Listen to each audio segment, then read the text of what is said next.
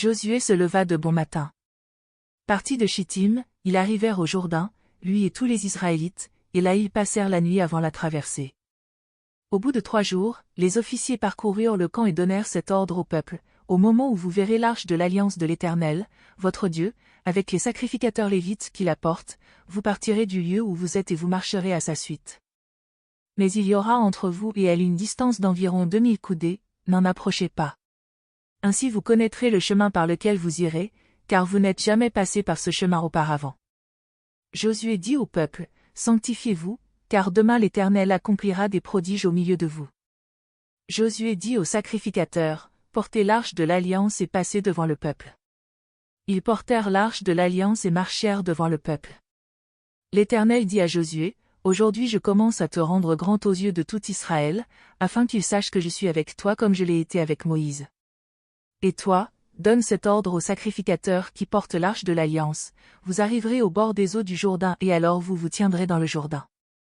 Josué dit aux Israélites: Approchez ici et écoutez les paroles de l'Éternel, votre Dieu. Josué dit: À ceci vous reconnaîtrez que le Dieu vivant est au milieu de vous et qu'il dépossédera vraiment devant vous les Cananéens, les Hittites, les Phéréziens, les Girgasiens, les Amoréens et les Yébousiens.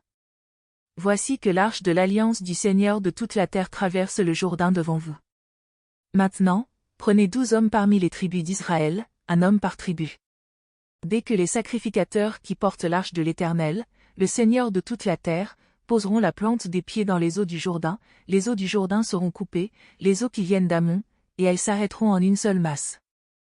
Lorsque le peuple sortit de ses tentes pour traverser le Jourdain, les sacrificateurs porteurs de l'arche de l'alliance marchèrent devant le peuple. Et lorsque les porteurs de l'arche arrivèrent au Jourdain, et que les pieds des sacrificateurs qui portaient l'arche baignèrent au bord de l'eau, le Jourdain regorge par-dessus toutes ses berges tout le temps de la moisson. Les eaux qui viennent d'Amon s'arrêtèrent et s'élevèrent en une seule masse à une très grande distance d'Adam, la ville qui est à côté de Tsartan, et celles qui descendent vers la mer de la Araba, la mer Salée, furent complètement coupées. Le peuple traversa vis-à-vis de Jéricho. Les sacrificateurs qui portaient l'arche de l'alliance de l'Éternel se tinrent au sec, de pied ferme, au milieu du Jourdain, et tout Israël passait à sec jusqu'à ce que toute la nation eût achevé de traverser le Jourdain.